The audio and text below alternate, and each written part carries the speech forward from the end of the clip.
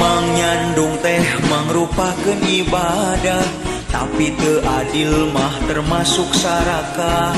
Hiji ge berat nu penting maslahat, moal beak masih keneh liat. Ngobrol nyandung kos nu enya manitiis, padahal apal di imahna mah susis. Ulah waka istri hayang duaan, mun masih sieun pamajikan.